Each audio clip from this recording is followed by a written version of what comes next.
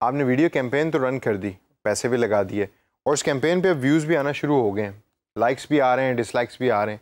लेकिन आपके क्लाइंट ने अब आपको कहा है कि भाई मुझे ये दिखाओ कि गूगल एडवर्ड्स का स्टैट्स यानी कि रिजल्ट्स क्या कहते हैं उस कैंपेन के बारे में। तो दोस्तों इस सेशन को आप सिर्फ अभी गौर से देखिए, क्योंकि हो सकता है कि जो कैंपेन आपने डिज़ाइन की है उस पर अभी कोई स्टैट्स आपके डैशबोर्ड पे या गूगल एडवर्ड्स के डैशबोर्ड पे अपीयर ना हो रहे हो।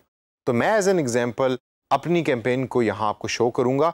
उनके स्टैट्स को आप देखिए और देखिए कौन कौन सी जेनेरिक और बेसिक ऑप्शंस हैं जो गूगल आपको प्रोवाइड करता है, ईजी टू अंडरस्टैंड है, जो आप आगे क्लाइंट को भी दे सकते हैं। तो आइए ज़रा थोड़ी सी नज़र डालते हैं डैशबोर्ड पे और देखते हैं कि डाटा हमें क्या बताता है। जब आपकी कैंपेन के ऊपर डाटा रिसीव होना शुरू हो जाएगा तो इस तरीके से आपके भी ग्राफ्स बनना शुरू हो जाएंगे। आप फॉर इंस्टेंस अगर आप यहाँ गौर करें तो पहले एक स्ट्रेट लाइन है क्योंकि यहाँ कोई कैंपेन रन नहीं हो रही थी, लेकिन जब मैंने कैंपेन रन की तो कर्व जो है वो चेंज हो गया और फिर अब यहाँ मुझे डाटा बता रहा है कि डिफरेंट तरीके से इंप्रेशंस और व्यूज़ बढ़े हैं या कम हुए हैं। तो मैं टॉप से शुरू करता हूँ। सबसे पहले इंप्रेशंस फॉर एग्जांपल मेरी कैंपेन के 1000 के करीब रहे, यानी कि मेरी कैंपेन जो है वो 1000 लोगों तक या 1000 लोगों के सामने प्ले हुई। व्यूज़ जो हैं वो 233 रहे, 233 लोगों ने मेरी उस पर्टिकुलर ऐड को देखा। कॉस्ट पर व्यू जो है वो ₹2 रहा और व्यू रेट जो है वो 22.73% रहा।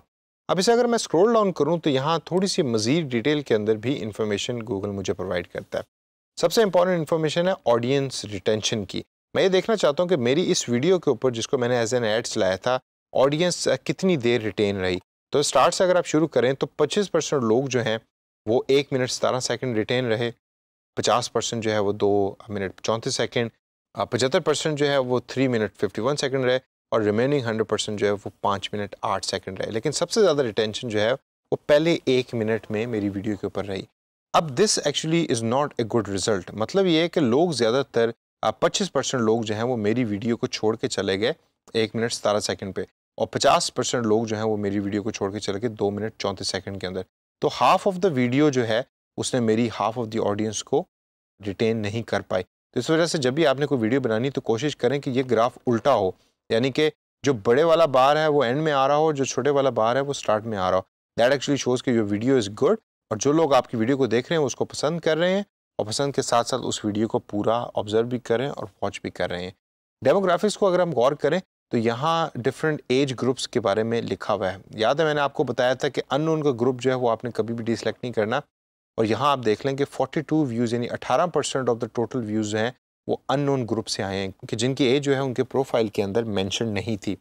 लेकिन सबसे ज़्यादा व्यूज़ हैं 18 से 24 साल से लेकर 35 से 44 साल तक। 18 से 24 साल जो है वो 26% है टोटल व्यूज़ का और 25 से 34 साल जो है वो 32% है मेरे टोटल व्यूज़ का जो मैंने वीडियो पोस्ट की थी।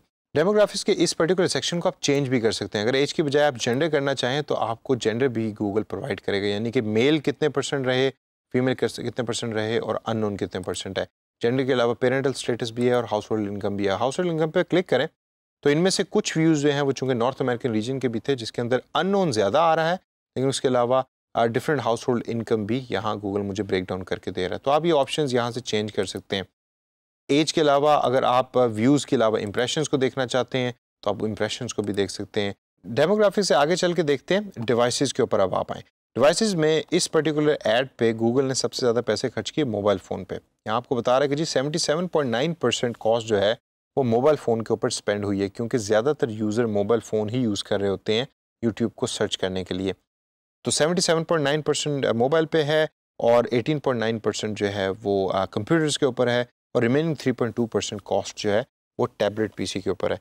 इंप्रेशंस भी ज़्यादा मोबाइल फ़ोन पे दिखाए गए कंप्यूटर की निस्बत और व्यूज़ भी जो हैं ज़्यादा मोबाइल फ़ोन पे हैं कंप्यूटर की निस्बत। लेकिन दोस्तों एक चीज़ ज़रा यहाँ गौर से देखें आप, आपकी जो बजट है वो आपने 77.9% गूगल ने स्पेंड किया मोबाइल फ़ोन के ऊपर, लेकिन जब तक व्यूज़ की बारी आती है तो व्यूज़ के अंदर 69.4% व्यूज़ मोबाइल फ़ोन से आ रहे हैं। तो बजट में और व्यूज़ के अंदर तकरीबन 10% का फ़र्क है। इसका मतलब ये है कि लोग अभी भी कंप्यूटर को यूज़ करते हैं एजुकेशन रिलेटेड वीडियोज़ को देखने के लिए। तो ये चीज़ बहुत ज़रूरी है जब नेक्स्ट टाइम आपने अपनी कैंपेन डिज़ाइन करनी है तो आप उसमें प्रॉपर रिसर्च करें कि कौन से टाइप की वीडियोज़ जो हैं वो मोबाइल फ़ोन के ऊपर ज़्यादा सूटेबल रहती हैं, कौन से टाइप की वीडियोज़ कंप्यूटर पर सूटेबल रहती हैं। ऐसा ना हो कि आप बजट ज़्यादा मोबाइल पे स्पेंड कर रहे हो और व्यूज़ आपके कंप्यूटर्स के ऊपर आ रहे हों। अगली चीज़ है लोकेशन की। लोकेशन के ऊपर डिफरेंट ममालिक पे जब आप अपना माउस कर्सर लेके जाएंगे तो आपको नंबर ऑफ़ व्यूज़ नज़र आएंगे, किस मुल्क ने कितने व्यूज़ आपकी वीडियो पे दिए हैं। फॉर इंस्टेंस यूएसए ने 41 व्यूज़ दिए, अगर मैं इंडिया को देखूँ तो 90 व्यूज़ दिए, पाकिस्तान में व्यूज़ कम रहे जो कि 6 हैं, और इसी तरीके से यूनाइटेड स्टेट्स के 41 व्यूज़ मज़ीद हैं, कनाडा के 3 हैं, और फिर बाकी तमाम ममालिक पे आप लेके जाएँ तो वो व्यूज़ आपको इस तरह यहाँ नज़र आते रहेंगे। डे एंड आवर का डाटा भी आपको यहाँ प्रोवाइड हो रहा है कि किस टाइम आपकी वीडियोस एक्सेस हुई हैं और कितने व्यूज़ रहे हैं। फॉर एग्जांपल जो मैक्सिमम नंबर ऑफ़ व्यूज़ जो हैं वो 97 रहे 11 से लेकर 12 बजे के दरमियान वेडनेसडे वाले दिन। अब ये डेट और टाइम आपको बहुत कुछ बता रही है। इसका मतलब ये है कि जो एजुकेशनल वीडियोज़ हैं वो इस पर्टिकुलर टाइम के अंदर देखी जाती हैं। डेट तो हो सकता है कि इस वजह से ये पर्टिकुलर डेट और डे डिसाइडेड है क्योंकि हमने जो कैंपेन रन की थी वो शायद उस पर्टिकुलर दिन की थी, लेकिन जो टाइम है वो बहुत इंपॉर्टेंट है। आपने इस टाइम को देख के डिसाइड करना है कि अगली जो कैंपेन आपने रन करनी है वो क्या ज़रूरी है कि खाली पूरे दिन के लिए रन की जाए या स्पेसिफिक आप एक टाइम पीरियड के अंदर भी रन कर सकते हैं। तो दोस्तों ये तो था डैशबोर्ड व्यू आपके डाटा का, जो बहुत ही ज़्यादा यूज़फुल है। ज़्यादातर आप इसी डैशबोर्ड व्यू को यूज़ कर रहे होंगे और अपने डाटा को एक्सेस कर रहे होंगे, क्लाइंट्स को बता रहे होंगे। लेकिन अगर क्लाइंट कहते हैं कि जो मुझे सेल्फ जनरेटेड रिपोर्ट्स बना के दें, तो उसका भी एक बड़ा आसान तरीका है। आप इस एनालिटिक्स के बटन पर क्लिक करें और क्लिक करने के बाद रिपोर्ट्स के बटन पर क्लिक करें। जब आप रिपोर्ट्स के बटन पर क्लिक करेंगे तो यहाँ आपको एडवर्ड्स ये प्रोवाइड कर रहा है ऑप्शन कि आप अपनी रिपोर्ट्स खुद भी जनरेट कर सकते हैं। वो कैसे होती है ज़रा ब्रीफली उस पर नज़र डालते हैं। प्लस के साइन पे क्लिक करें। प्लस के साइन पे क्लिक करने के बाद आप डिसाइड कीजिए कि आपने अपना डाटा किस तरीके से प्रेजेंट करना है। फॉर एग्जांपल मैं बार चार्ट के थ्रू अपना डाटा प्रेजेंट करना चाहता हूँ, तो मैं बार चार्ट पे क्लिक करूँगा और ये बड़ी ही आसान तरीके से रिपोर्ट जनरेट होगी। मैं चाहता हूँ कि मेरे कीवर्ड रिलेटेड डाटा अपीयर हो मेरी रिपोर्ट में, तो मैं अपने कीवर्ड्स को यहाँ ड्रैग करके ड्रॉप करूँगा। अब आप देखेंगे वो तमाम कीवर्ड्स जो मैंने यूज़ किए थे उस कैंपेन के लिए वो यहाँ बॉटम में अपीयर हो रहे हैं। अब परफॉर्मेंस ओरिएंटेड जो है मैं चाहता हूँ कि मैं क्लिक्स को देखूँ कि मेरे कीवर्ड्स के क्लिक्स कैसे कैसे रहे, मैं कॉस्ट को देखूँ कि कॉस्ट कैसी कैसी रही, और मैं इसके साथ जो है वो इंप्रेशंस को देखूँ कि इंप्रेशंस जो हैं मेरे कीवर्ड्स के कैसे रहे। तो आप ज़रा गौर से देखिए कि जैसे जैसे मैं ड्रैग एंड ड्रॉप कर रहा हूँ डाटा यहाँ पॉपुलेट हो रहा है। फॉर एग्जाम्पल कॉटलर के लोगों ने जिन्होंने कॉटलर को रिसर्च किया या सर्च किया उसमें 316 इंप्रेशंस रहे मेरे ऐड के जो मैंने ऐड रन की थी। इसी तरीके से कंटेंट मार्केटिंग काफ़ी लो रहा, मार्केटिंग डेफिनेशन भी काफ़ी हाई रहा है, व्हाट इज़ मार्केटिंग बहुत हाई रहा और व्हाट इज़ मार्केटिंग की डेफिनेशन जो है वो भी काफ़ी हाई रहा। इसी तरीके से आप और ऑप्शंस को भी देख लीजिए, और ऑप्शंस को भी उठा के जब आप यहाँ ड्रैग एंड ड्रॉप करेंगे तो वो और उस तरीके से भी आपका जो डाटा है वो पॉपुलेट होता रहेगा और आपका जो बार चार्ट है वो चेंज होता रहेगा।